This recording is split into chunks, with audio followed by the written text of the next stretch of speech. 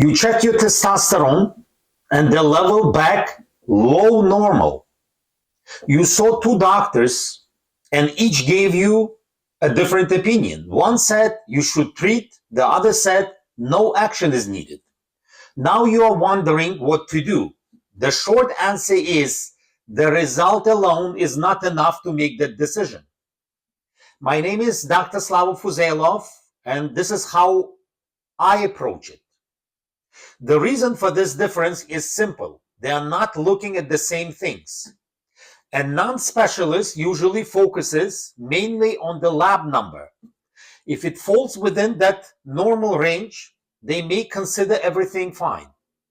A specialist looks at both the number and your symptoms. If those two fit together, the conclusion can be different. So what does low normal testosterone actually mean? It means that your level is within the lab range, but at the lower end. What is considered low normal can also depend on your age. For example, a level that may be acceptable for older men can be low for younger men. So the number alone does not give the full picture. And this is where the confusion starts. That's why the first step is to look at symptoms, and not just any symptoms. I focus on symptoms that are more closely related to testosterone. That means lower sex drive, fewer morning erections, and weaker erection quality. If these symptoms are clear and consistent, testosterone becomes more relevant. If the symptoms are occasional, meaning they come and go without clear pattern and do not clearly affect function, then testosterone becomes less likely to be the cause. So now we have two pieces, the number and the symptoms. From there, I don't just look at total testosterone, I look at free testosterone.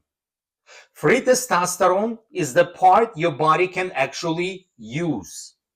This is one of the main reasons doctors disagree. One doctor may see a total testosterone level that looks acceptable and stop there.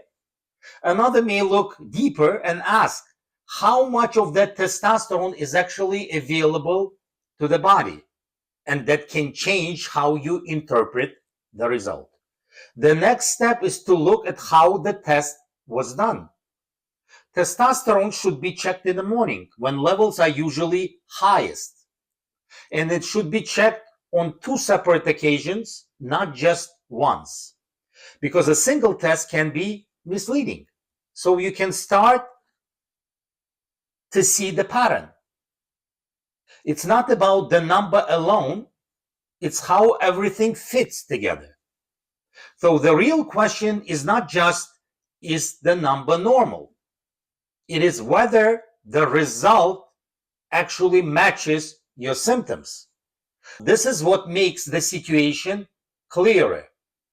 So how do I approach this in real practice? I wait when symptoms are unclear, when free testosterone is normal, and when there are strong lifestyle factors that can explain the problem, such as poor sleep, stress,